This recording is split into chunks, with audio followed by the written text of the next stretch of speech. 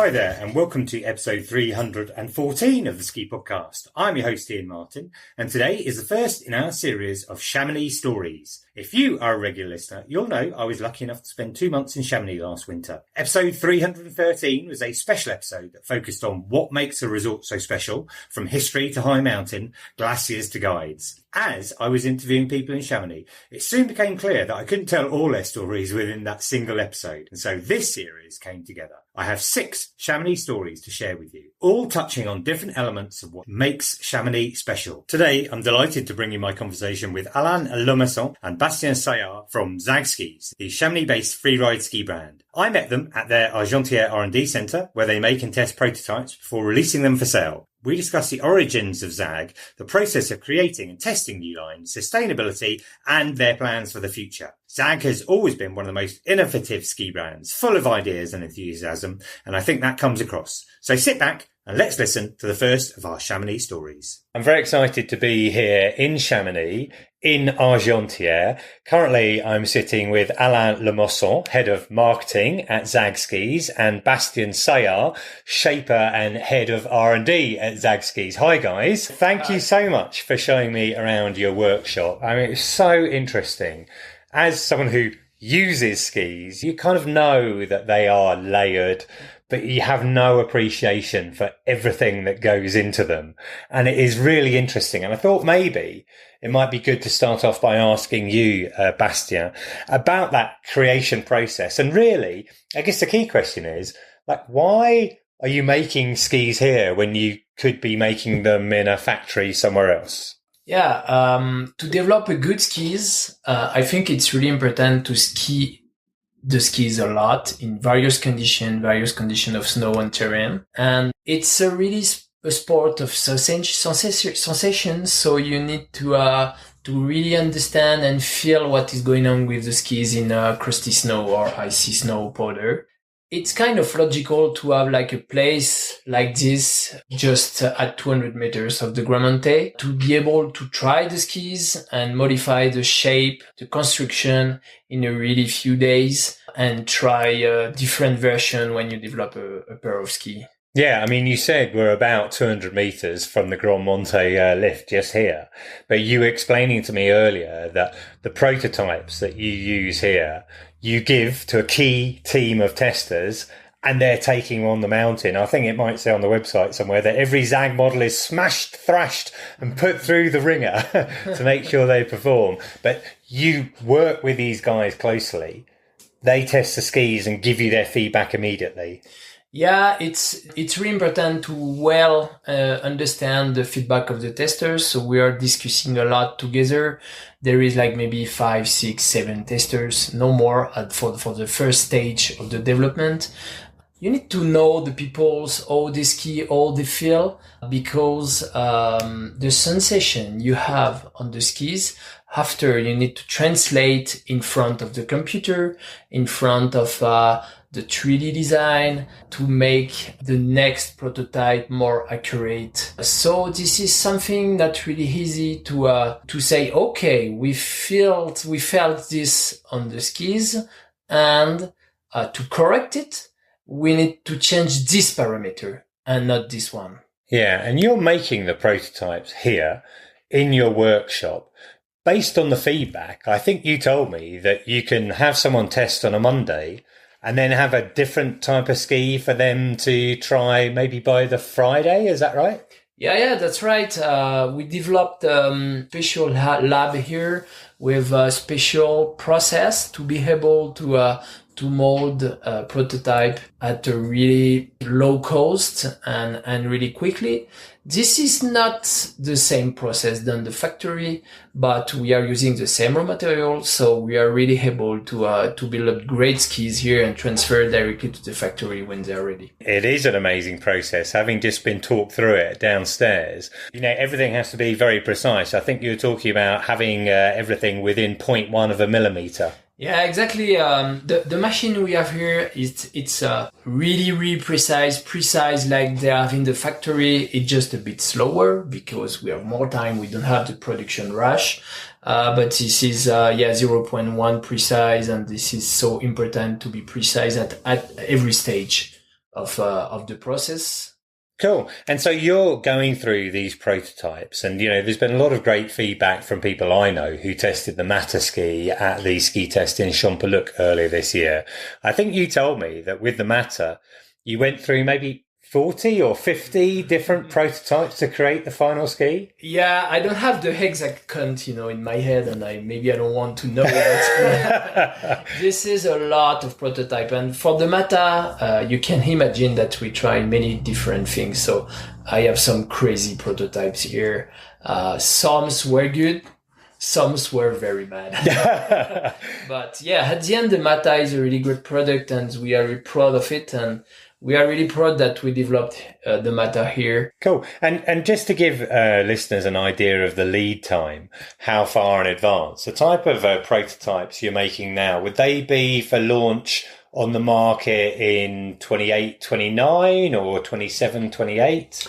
Normally now we are working with the season 28, 29, but I think we are, compared to majors, we are more flexible. We are a small brand, so we can go also faster when we need to go faster.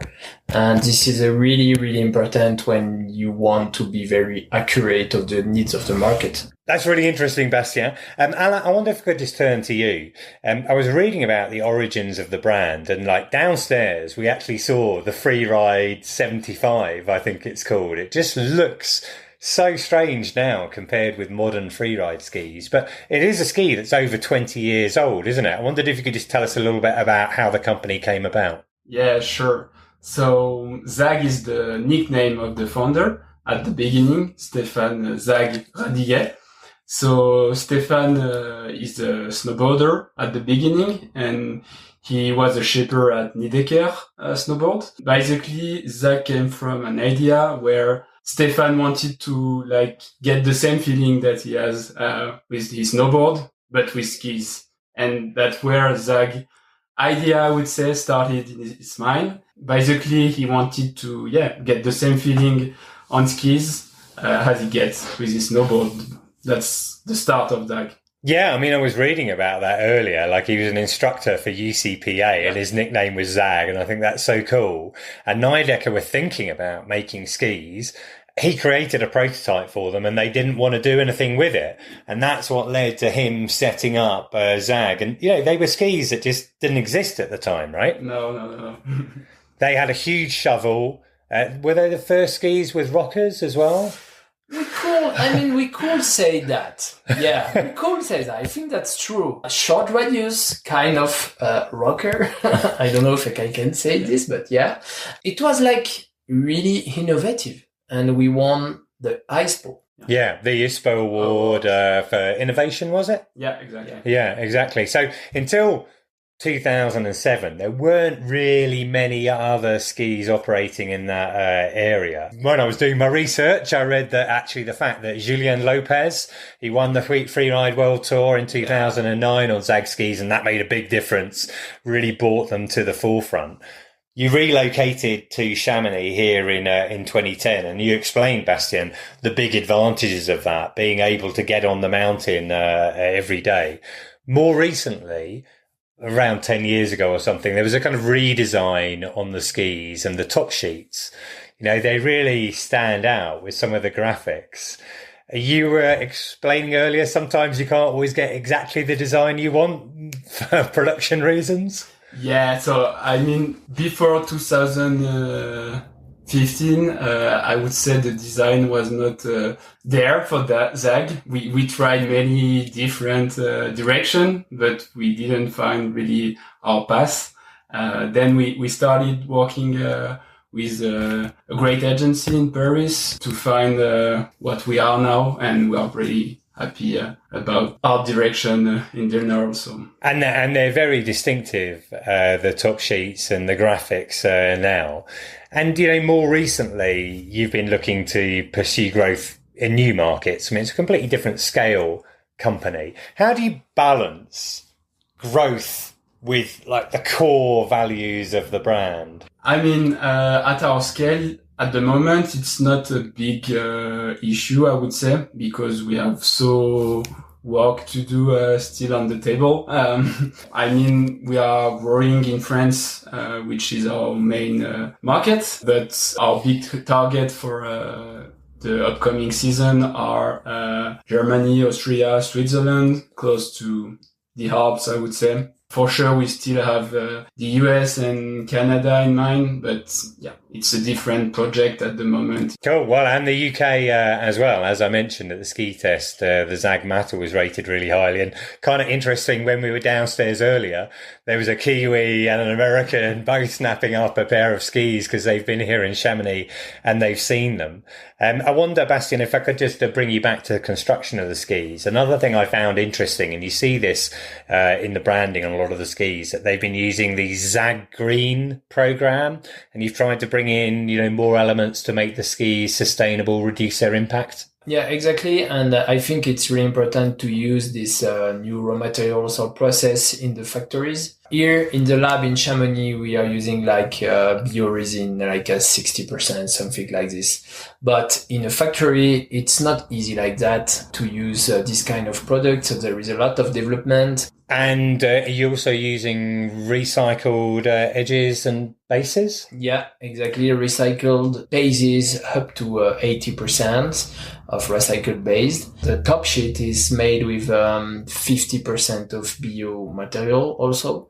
So we always try to use this kind of bio materials, but we don't want to sacrifice the performance and the quality, Yeah, I understand that. And so in terms of the factories where you're having the skis made, they're generally located in Europe. I think maybe you use one in Tunisia as well. You said to me that you wouldn't get them produced in the Far East. No, because there is a lot of transport. It's important to be close to the raw material supplier. It's mostly in Austria, Germany. Right. So it's really interesting to stay in Europe. Could you tell us, Bastien, what you're working on at the moment then? What are you looking to bring out for the forthcoming season? We have we just finished the final test for resin at 80%. With a strong partner in France. The name is Sicomin. We are really proud of this resin because it's really applicable to the factory. It's perfect. We've mentioned the Matter, a few times before. There's the slap line. UBAC as well is a ski touring line. There's a new line as well called the AROC. Remind me what the AROC is? Yeah, the AROC is a new all-mountain ski for next season. Right. It's the brother of the Matter, I would say, in the all-mountain category. Okay. Is that on sale at the moment? No, it will be next fall. In the future, we will try to stop work with line like this. Well, it's not easy to sell a slap 92 at the same name than the slap 112. It's not the same skis, not the same customers, not the same program. So in the future, we will have more names, and maybe we will keep the UBAC line. But the others, it will be strong names, the Mata, the AROC, and new ones. Okay, so you're saying to me that there's a kind of a new product line that's going to be announced later this year or something? We are working on it. Right, excellent. Well, I have to tell you, it's been so interesting having a look round, finding out more about the construction of the skis and getting a real insight into how you test them here and how you bring them to the market. And I'd really like to thank you both for your time today. Thank you. Thank you. Well, I hope you found this look at Zag Skis interesting. I love getting feedback from our listeners. If you enjoyed this episode or if you have any comments, please do let me know.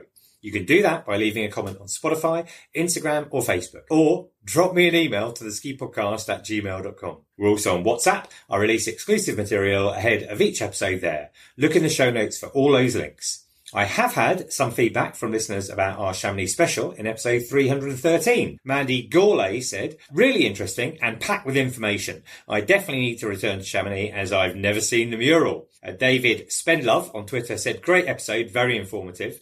Millsy 1976 contacted me via Spotify to say how much he loved the interviews with Tony McWilliam and Victoria Jameson in episode 309. There are now 314 episodes of the Ski Podcast to catch up with, all available at theskipodcast.com. I had a look earlier and 150 of those were listened to in the last week alone. So if you would like to keep winter in your mind through the northern summer, then just have a look around the tags and categories and you're bound to find something of interest. Emma in the Glens has been doing just that. She contacted me via Instagram to say, I've just spent 6.5 hours binging old episodes of the podcast on my way from Perthshire down to the Manchester Snow Centre. The Ernlow and Blade Lines episodes in particular were fascinating. That's great to hear, Emma.